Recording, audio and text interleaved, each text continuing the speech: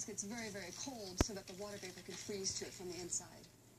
So once one crystal freezes, then the other ones will start freezing to it and start extending outwards and form this fern-like pattern. It's really lovely. It's about on the inside of the glass. They formed called Furn crystals. Discovers his car windshield is completely coated in frost ferns. Check out some weird patterns. Now, if that ain't cool, man, I don't know what is. Frost ferns are unusual and beautiful, but as houses become more energy efficient, they'll become even rarer to see. One of the things that this does highlight is that there's actually very poor insulation in this glass. So as our technology has gotten better and we have more insulating windows, we tend not to see this happening so much anymore. But in older buildings that still have single pane glass, for example, you will see this occurring in the winter on a regular basis. I want to show you how deep it is. It's amazing how much cold air is coming in here.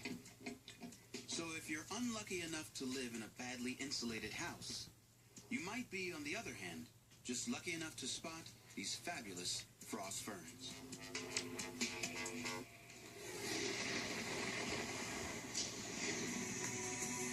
Guadalupe Island, Mexico, December 2011.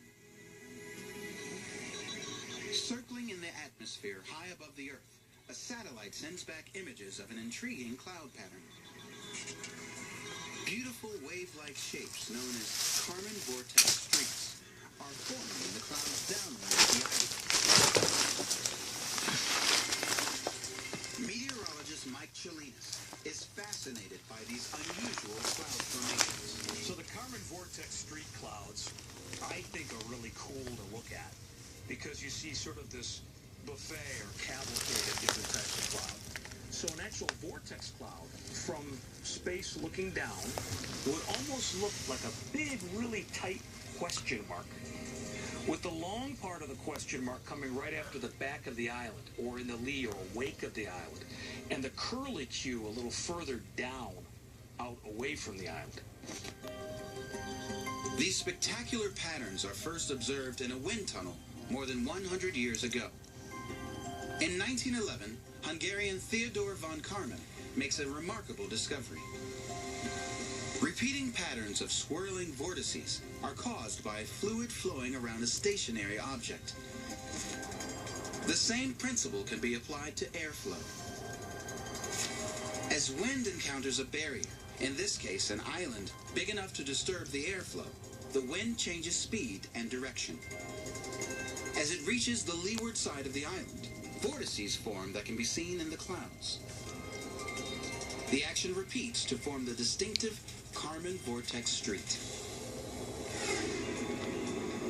Impossible for the normal observer to see, these remarkable cloud patterns can only be spotted from above. In space. But even then, the conditions must be perfect for them to occur. It's terrain driven. Does the island have a little bit of topography, a little elevation to it? Then the wind flow coming into the island is going to be key. Too much, they may not be there. Not enough, they may not be there. So it has to be just the amount of wind flow needed, otherwise it tears apart a cloud. Moisture is also important. If it's too dry, it's harder to get that. If there's a little bit of moisture, now we can develop some cumulus clouds. And that's when you're going to see those great Carmen vortex clouds. The more you know about weather, the more there is to see when you look at a visible satellite imagery or flying over the top of those clouds. Some of it's really, really cool stuff. The McMurdo Dry Valleys, Antarctica, March 2008. One of the driest places on Earth. 1,900 square miles of crumbling loose gravel on top of permanently frozen ground. Geologically, the closest we get to the planet Mars. It's an extreme location and one of the most hostile places on Earth. Guess what we're finding here? Mummified penguins. And the weather's responsible.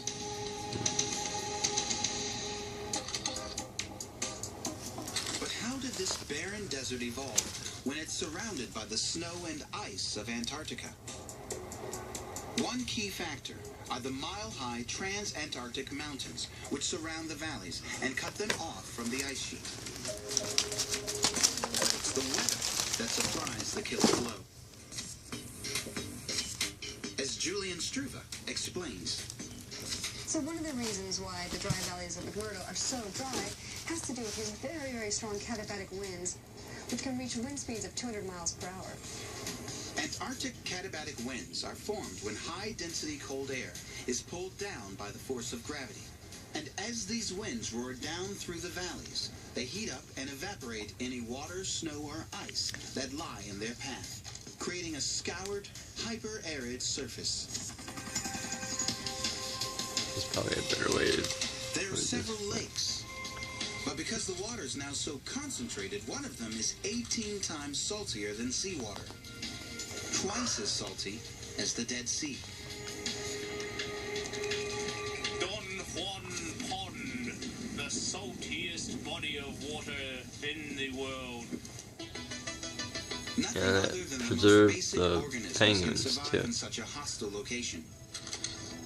Seals or penguins lost in the valleys succumb to thirst and hunger. That's The air is definitely so mummified. dry, animals that Still would got venture skin into on the it. dry valleys and die could actually become mummified because of these very, very arid conditions. Some of the animal carcasses have been dated back thousands of years, simply because they're unable to rot. The katabatic winds literally turning the McMurdo dry valleys into the valleys of death.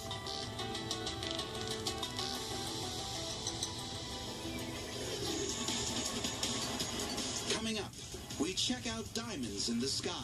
Every square inch of the earth is full of these tiny little sparkles, and it's just freaking me out.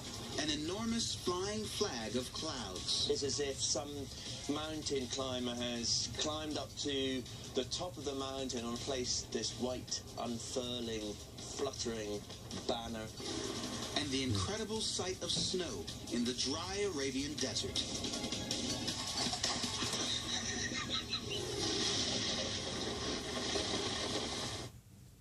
Weather After Dark.